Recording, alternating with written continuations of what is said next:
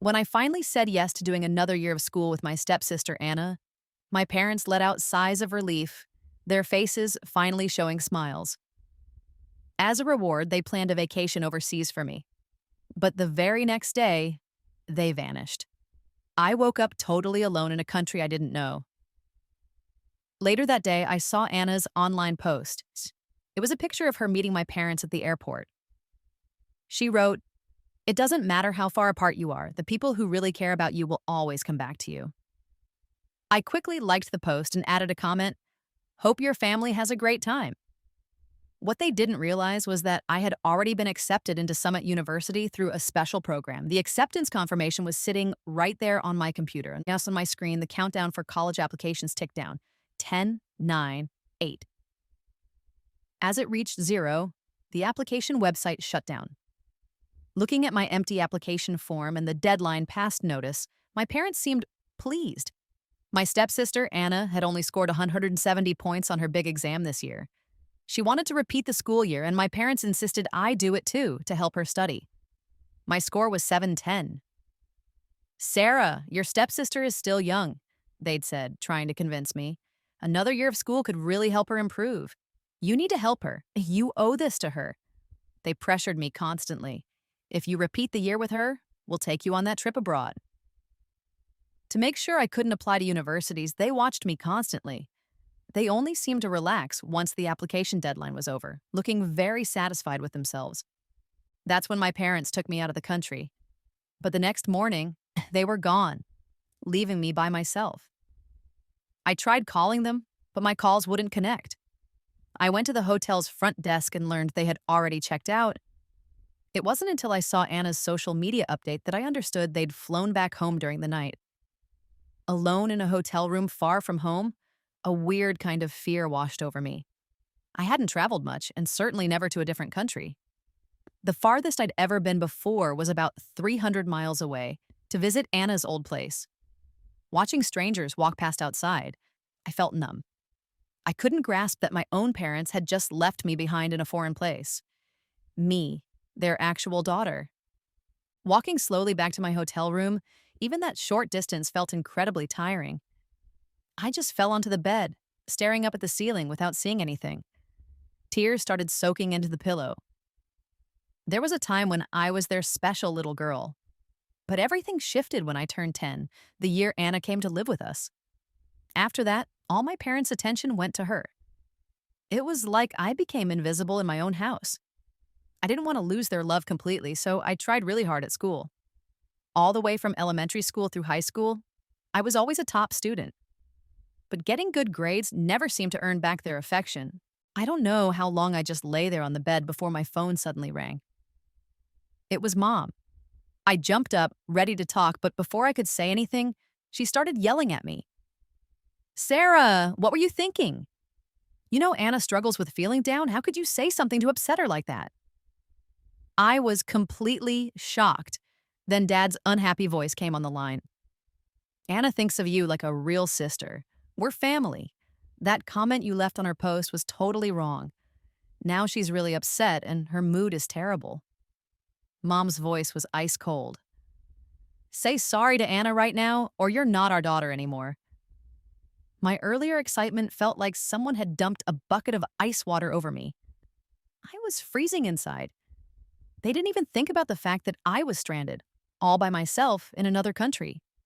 It didn't occur to them that I might be scared or lonely, or that I might want my parents around too. Just because Anna cried a little, they were ready to kick me out of the family unless I apologized. I didn't have the strength to argue. I just ended the call without saying another word.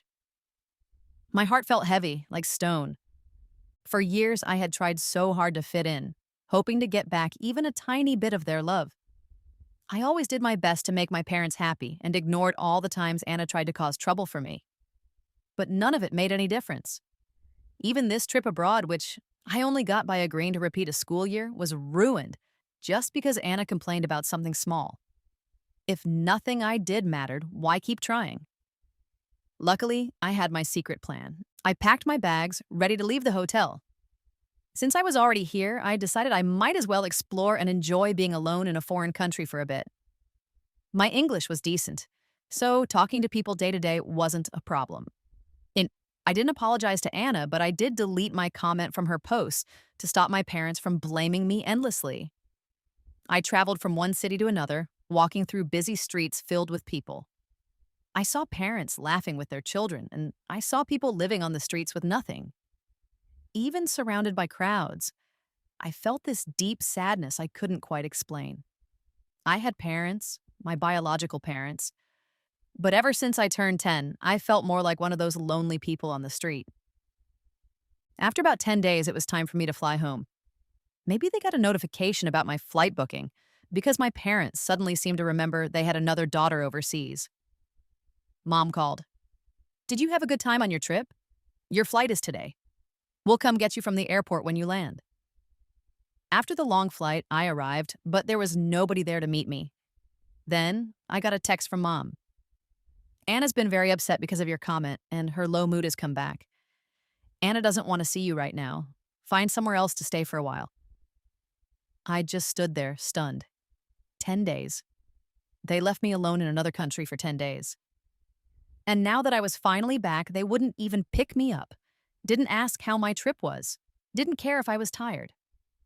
Just because Anna said she didn't want to see me, I wasn't even allowed to go to my own home. People say that all parents love their children. I thought leaving me alone overseas was as cruel as they could be. Only now did I truly understand how little I mattered in my own family. Thankfully, I had already decided to let go emotionally. If I hadn't, I might have ended up really, really depressed myself. Maybe feeling a little guilty, Dad sent me $2,000. He texted, Sarah, try not to worry too much. You know how things are with your mom because of your uncle? Just have some fun for a few days. Once things calm down, they'll let you come home. Looking at the money notification on my phone, I smiled a little. I knew what this was. It was perfect, actually. I wasn't finished exploring yet. I swung my backpack over my shoulder and walked back into the airport, ready for another trip. A week later, Anna's supposed anger had apparently cooled off. I received a message from Mom. Even though you never said sorry, Anna is mature enough to forgive you. You can come home now. Stop making trouble. If you upset your sister again, I won't be happy. At that exact moment, I was relaxing under the warm sun on a beach somewhere beautiful. I read her message without feeling angry or annoyed anymore. I simply replied, I'll come back later. Don't want to upset her delicate feelings again. I muted my phone, put it down, closed my eyes, and just relaxed. The sun felt good, the sea breeze was gentle, and I could hear people laughing and having fun nearby. Once I chose to stop wasting my energy trying to please others and worrying about what I might gain or lose, life felt so much better. The sound of the waves was calming, and I soon fell into a peaceful sleep. When I woke up, my phone showed over a dozen missed calls and several chat messages. Just like I thought, my reply had made my parents angry again. Mom's messages were harsh. Sarah, you're not a little kid anymore. Anna is your sister. How can you talk about her like that? You're acting like a child throwing a tantrum. Look at your sister. She's so sensible. Tutoring starts soon. Come back home right now and help your sister with her schoolwork. I realized they didn't want me back because they missed me or because Anna had forgiven me. They just needed me there to be Anna's tutor. Then there was a voice message from Anna. She sounded weak and sad. I'm sorry, Sarah. It's all my fault. If I caused problems for you, I'll tell Mom and Dad. I'll leave, okay? It's just because I'm not smart enough for school. Now you have to repeat the year with me. If you really don't want to, you don't have to. Really. But in the background, I could clearly hear Mom's angry voice. Anna, don't be upset. Mom will never let you leave. And then, the college application deadline passed ages ago. What else can she possibly do besides repeat the year with you? Don't worry about her. She'll come home nicely after a little while. Listening to them made me feel sick. Anna's depression seemed like something she could turn on and off whenever my parents showed me even a little bit of positive attention. Anna had messed around all through high school and only got 170 points on her exams. Still, she chose to repeat the year. She clearly had no plans to actually go to college. She was just using our parents' feelings for her to force me to repeat the year too, ruining my own college plans. And my parents, thinking I had missed the chance to apply to college, stopped pretending to be nice to me. I casually texted back, "I'm not throwing a tantrum. It's just that all my travel tickets and plans are already booked. I'll come back when I'm done having fun." Mom replied with a flood of angry messages, which I ignored and deleted. Soon after, I got another money transfer notification from Dad. That was his usual move. He'd stand by silently while Mom yelled at me, watch Anna cause problems, and then send me some money afterwards, pretending everything was okay. That seemed to be the only kind of love he could offer me. 2 weeks later, with the start of the university term getting close, I finally went back home. When I opened the front door, I saw the dining table covered with a huge meal. There was even a fancy cake sitting there. Mom, Dad, and Anna were all laughing and talking happily. The moment I stepped inside, Anna put on a pouting face. Mom just glanced at me without a word. Dad, however, smiled widely, jumped up, and rushed over. "Sarah's back. Come sit down. Let's eat. You've been traveling for so long, you must be tired. You look tanned and maybe a bit thinner." My eyes landed on the cake, and I felt a strange pause inside me. Today was actually my birthday. For a second, I wondered if they knew I was coming back today and had gotten the cake specially for me. But then Mom's voice snapped me back to reality. She casually pushed the cake slightly towards Anna. Anna wanted to have her birthday cake again. Her real birthday was during exams, so she couldn't celebrate properly. Mom didn't even remember it was my birthday, too. She used to remember, though. Before I turned 10, she would plan my birthdays for days, buy me presents, and invite all my friends over. My birthdays were always wonderful back then. But that all stopped when Anna came into our lives. After a moment, Dad suddenly seemed to remember. He slapped his forehead lightly. "Oh, right. It's Sarah's birthday today, too. You two can share the cake." Anna's face immediately fell. She looked at Mom with tears welling up in her eyes. Mom shot Dad an annoyed look, then glanced at me, looking a bit uncomfortable. "This cake is for Anna. If you want cake, I can order one for you later. Don't take your sister's cake." I stood there for a second, then pretended like it was nothing. I turned to go to my room. "No need," I said. "I don't really like cake anyway." Mom suddenly stood up, her voice sharp. "Sarah, don't start causing trouble the minute you walk in the door. She's your sister. You should let her have things. It's what you owe her."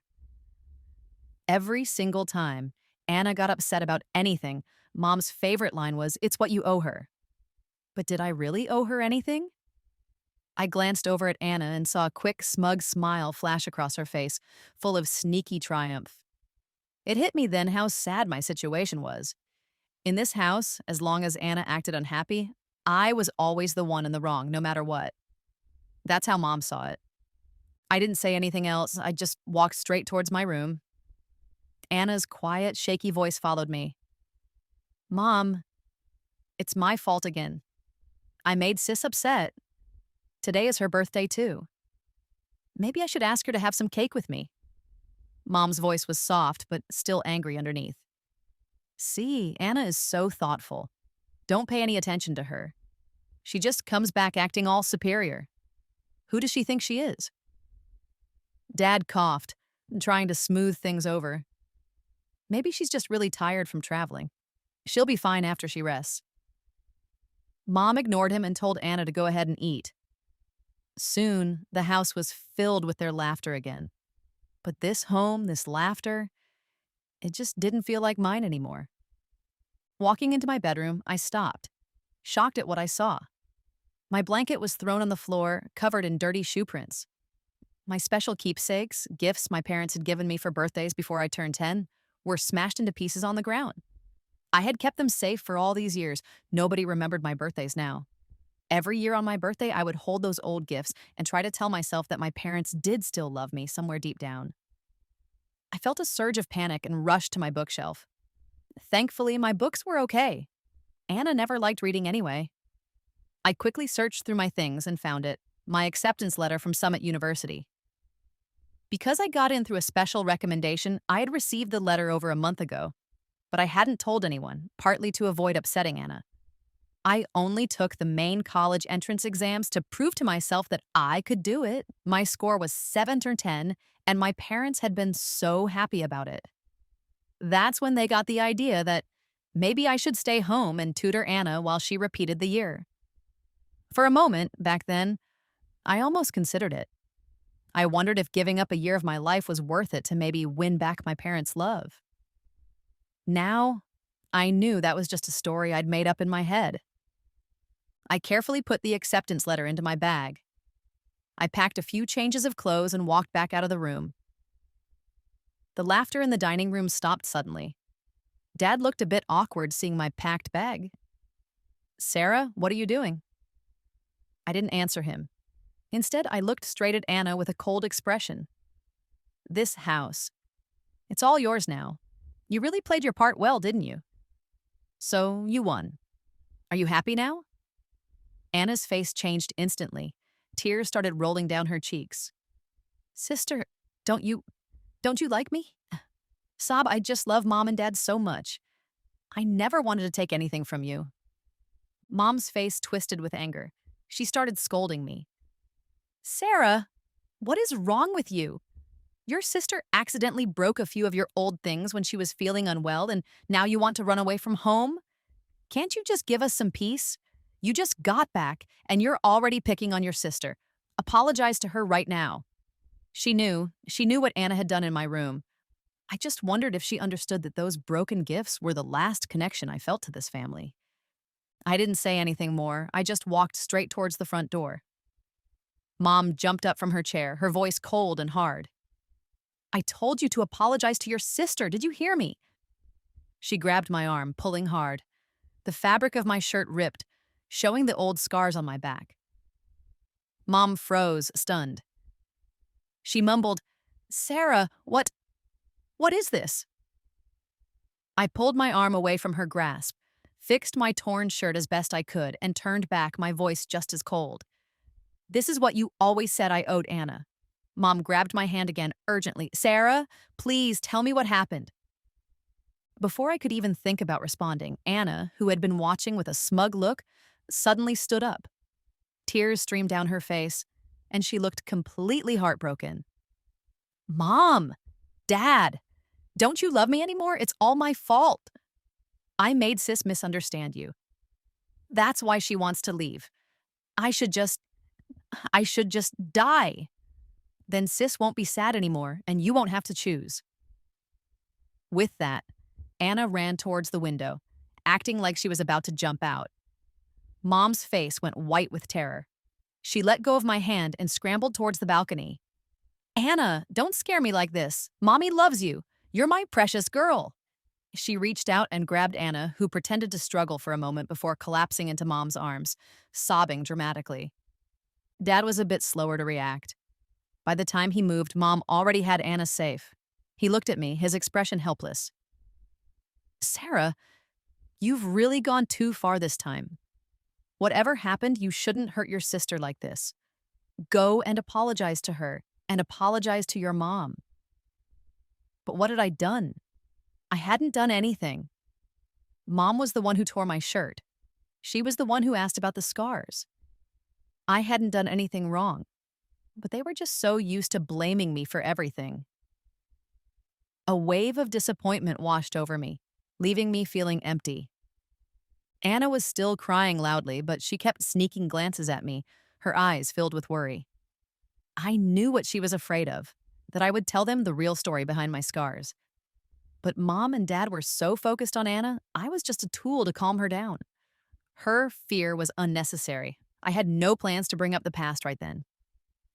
Anna is actually my cousin, my uncle's daughter. When I was 10, my parents were very busy with their business, so they left me to stay at my uncle's house for the summer. Later, while looking for me, my uncle fell off a cliff and died. After that, Anna came to live with us and became my sister. Mom blamed me for my uncle's death. She always said that if I hadn't run off, he would still be alive. But she never once asked me why I ran away. After Anna moved in, my uncle became a topic we weren't allowed to discuss. Whenever I tried to bring up that summer, Anna would start crying and throwing tantrums, and I would get yelled at. Dad, wanting to be sensitive to mom's feelings, stopped asking questions too. To 10-year-old me, my parents were my entire world. I didn't dare make them angry, so I pushed all the painful memories deep down inside. Over time, I just became numb. I tried everything I could think of to win back their love, but no matter how hard I tried, I only seemed to exist in the small spaces left over in their new family of three. At that moment, standing there, I decided I was truly done. I didn't want to disturb their perfect little family anymore. Seeing my silence, Dad's eyes grew impatient. He tried to keep his voice calm but firm. Sarah, go apologize to your sister right now. If her depression gets worse and she tries to jump again, your mother will never forgive you.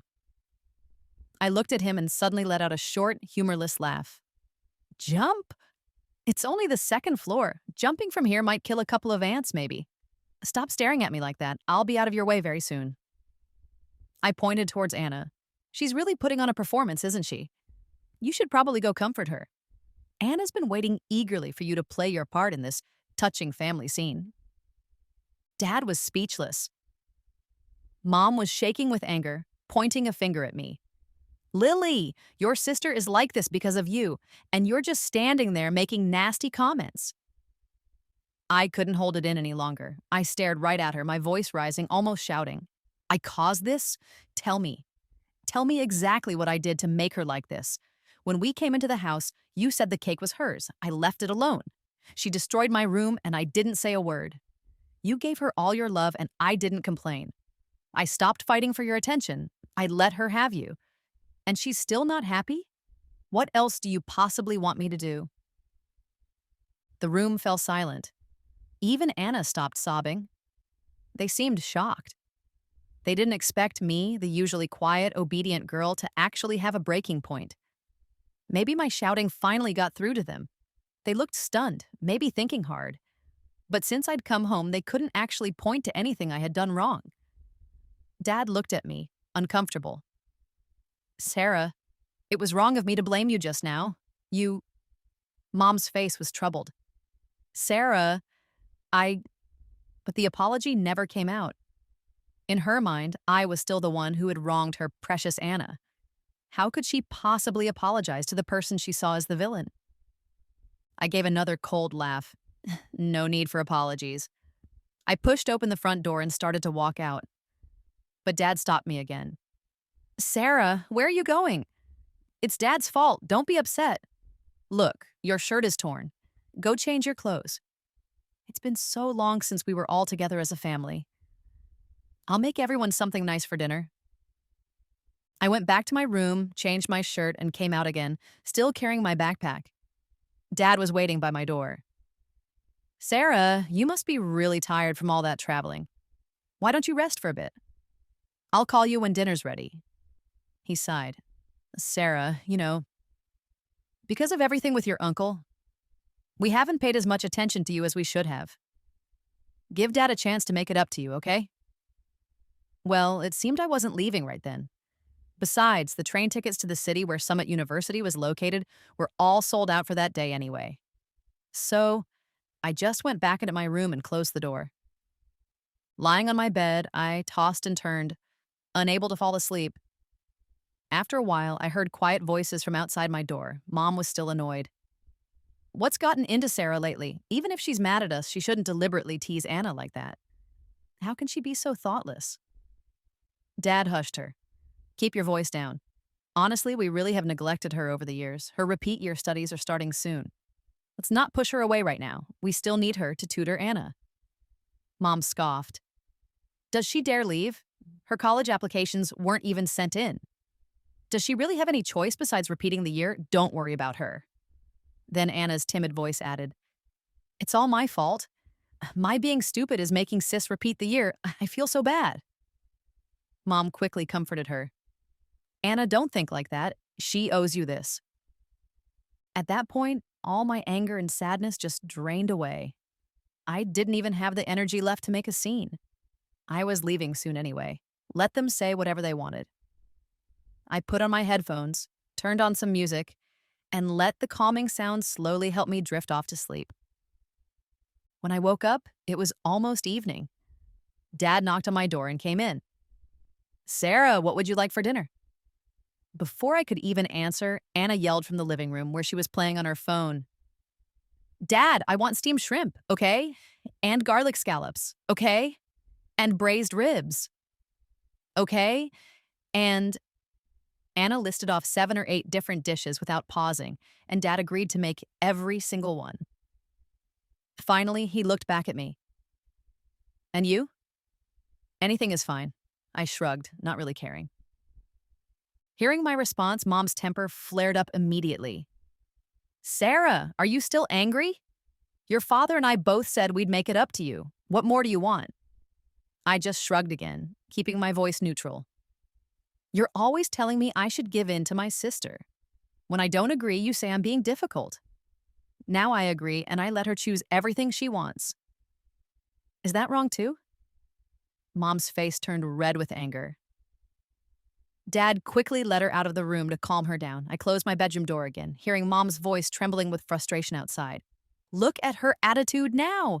We promised we'd make things right, but she's acting so cold and distant. I'm her mother. She's the one who caused Uncle's death, and now she wants to worry me to death too?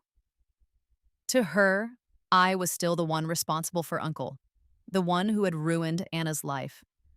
She didn't even seem to remember the shock she felt when she saw the scars on my back just that afternoon. In her heart, there was simply no space left for me. They still called me for dinner later. Unsurprisingly, every dish on the table was one of Anna's favorites. I've loved spicy food since I was about 5 or 6 years old. The first time I ever tasted chili peppers, I was hooked.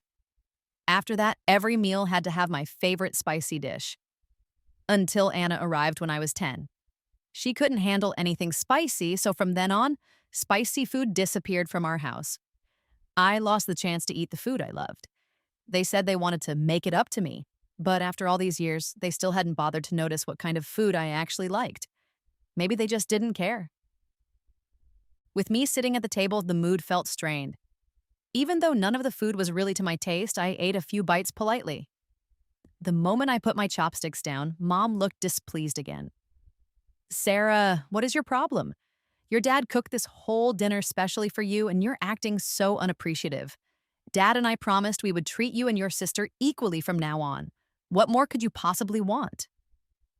Made for me, I almost laughed out loud. The entire table was filled with Anna's favorite dishes. I just ate a little less because I didn't particularly like it, and somehow that was ungrateful. Yet, whenever Anna didn't eat much, they would always ask her with concern if the food wasn't good and offer to cook something else she preferred. This was what they called treating us equally? To Mom, it seemed like no matter what I did, it was wrong. I didn't want to argue anymore. I just calmly said, "It's hot today and I don't have much appetite. Plus, I'm trying to watch what I eat." I went back to my room and closed the door. The sound of laughter from the dining room seemed to get louder. It was painfully clear that in this family, I was the outsider. After dinner, the three of them, Mom, Dad, and Anna, went out for a walk together. They didn't ask me to come along, and honestly, I was completely fine with that. I didn't want to be the awkward third wheel ruining their perfect family moment. So I pulled out my phone and ordered a birthday cake just for myself. They had forgotten it was my birthday today, and Mom's earlier promise about ordering me a cake later was obviously just empty words. If nobody else was going to love me, I decided I had to treat myself extra well. When I had stormed out earlier that afternoon, I'd forgotten to pack many of my things. I looked through the clothes I had left behind. The few nice dresses I owned had already been cut up by Anna. I opened my bookshelf and started flipping through my old school graduation yearbook and notes. On the first page, there was a message from my homeroom teacher. Even though I'd read it countless times, it still brought tears to my eyes. Sarah, you are the most remarkable young woman I have ever met. Clouds might temporarily block the sun, but the sun will always break through in the end. You are like sunshine, Sarah, and you will find your own bright future someday. My teachers knew, at least partly, about the situation at home. Anna was only a few months younger than me. Her grades were terrible, but my parents paid a lot of money to get her into my class at school. Knowing how much her parents favored her, she would constantly pull pranks on me. One time, she put a dead mouse in my school desk, I cried for hours. My teacher checked the classroom security camera footage and called my mom into the school office. But instead of dealing with what Anna did, Mom defended her. They're sisters.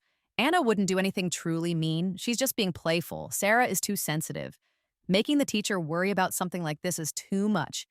Sarah needs to learn to be tougher. My teacher was speechless.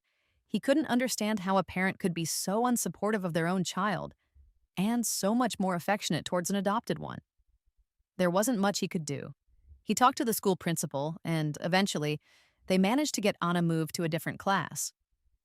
After that, my school life finally became a bit more peaceful. I carefully packed the notebook with my teacher's message, along with a stack of academic awards and certificates, into my suitcase. These were some of the few happy memories from my school days. The next morning, my parents went out somewhere with Anna. Dad left me a note. Anna is in a bad mood, so we took her shopping. We left breakfast for you on the table. Help yourself when you get up. I opened my bedroom door and saw the breakfast sitting there. They hadn't even bothered to clean up from their own meal. 3 empty takeout containers were on the table. One still had a few spoonfuls of cold porridge and half of a leftover bun in it. I didn't even need to ask. This was definitely Anna's doing. She always found little ways to be disgusting towards me. I chuckled softly. Well, them being out of the house made it easier for me to leave with my suitcase. It saved me from having the argument I knew they expected about staying home to help Anna study. They wouldn't have let me just walk away easily, not in their view of things. After getting ready, I picked up my suitcase and my bag and walked out of the house without looking back. No regrets, no lingering feelings. The train sped along, the scenery outside blurring past. It felt like my distance from that family was growing with every mile. Hours later, I arrived in the city where Summit University was located. As soon as I stepped off the train, my phone rang. It was Mom. Her voice was sharp. "Sarah, where have you disappeared to now? The tutoring center starts classes soon. Go to the bookstore right now and pick out some review books for your sister." She was still ordering me around. I replied calmly, "I'm not coming back. And as for tutoring Anna, you'll have to find someone else. I don't think I can tutor someone who only scored 170 points. Maybe she should try a drama school instead. She's certainly talented at faking illnesses." Mom was furious. Her voice rose. "Sarah, what is the meaning of this? Are you deliberately trying to pick a fight with me? You talk about your sister that way, yet she looks up to you like you're her real sister. I found a private school for you two. You'll share a class. You need to come back home today," she demanded. "For what?" I scoffed. "To be Anna's servant or her punching bag?" "No, coming back is not happening." Mom's voice turned into an angry yell. "Sarah! After everything we've done for you, you won't even stay with your sister for 1 extra year? You are so ungrateful." I laughed, a sarcastic sound. "Done for me? Like sending me off to a foreign country all by myself? Is that what you call doing things for me? When you first asked me to repeat the year to help Anna, I actually considered it. If giving up 1 year could maybe earn back my parents' love, I was almost willing, but how did you treat me after I agreed?" Mom was silent for a beat, then spoke again, angrily. "Helping your sister get into college is the very least you could do after you caused your uncle's death." My own voice grew angry then, without holding back. "You always blame me for your brother's death, but did you ever, even once, ask me for the real story? As for Uncle, he didn't deserve your grief." Mom was so angry she couldn't speak. Dad took the phone. "Honey, don't be mad. Sarah just needs some time. She hasn't even sent in her college forms. She'll come back for the repeat studies soon." Mom screamed at Dad, "John, stop sending Sarah any more money. She thinks she's so independent now. Freeze her bank card. Let's see how long she can act tough without our help." My parents owned a business. When I was little, they were always busy, which is why I stayed with my uncle during holidays. After he died and Anna came to live with us, they stopped working as much, focusing all their time on her. We had enough money saved up to live comfortably forever, but they loved using money to control me. Whenever I did something that upset Anna, they'd cut off my allowance. If they later felt they might have been wrong about something, they'd just send me some cash to smooth things over. I didn't say anything else. I just ended the call, my face cold. Once I got to the university campus, I immediately applied for a student loan. My bank card still had a few $1,000s on it. They hadn't frozen it yet. But I didn't want to rely on their money anymore. I posted online looking for part-time work. Thanks to being a student at Summit University, I quickly found a couple of weekend tutoring jobs. The money I earned was more than enough to cover my living expenses for college. For a few days, Mom didn't text or call me. How could she possibly admit she was wrong when she was so convinced it was all my fault? Dad sent occasional texts asking how I was doing. I just replied with a short, "I'm fine." My world became quiet. Classes at the university started, and I poured all my energy into my studies. About a week later, Mom called again. I didn't answer, I just declined the call. A message came through shortly after. "Sarah, why didn't you tell us you went off to college? Anna's depression has come back really badly. You promised you would stay with her. Why would you upset her like this?" It didn't surprise me at all that they knew I was at university. Getting into a top school like Summit is a big deal in our hometown. If they had cared about me even a little bit, they would have known about my acceptance much earlier. But Mom was stuck in her own way of thinking, absolutely convinced that my only goal was to make Anna miserable. I didn't bother replying, I just deleted her message. A month went by. One day, while I was sitting in a lecture, Dad called. I ignored it. Soon after, he sent a text message. "Sarah, call your mother. She's falling apart." I texted back, "Don't you have Anna? She should be more useful to you right now." Another text came from him. "Anna's been arrested." It was from Dad that I learned what had happened to Anna. They had paid a huge amount of money to get her into a private high school so she could repeat the year. But Anna had zero interest in actually studying. Some old friends from back home had heard she was living in the city with rich new parents and were praising her lifestyle. Anna snuck out of her school dorm and went back to our hometown to show off. She threw a party with her friends involving drugs.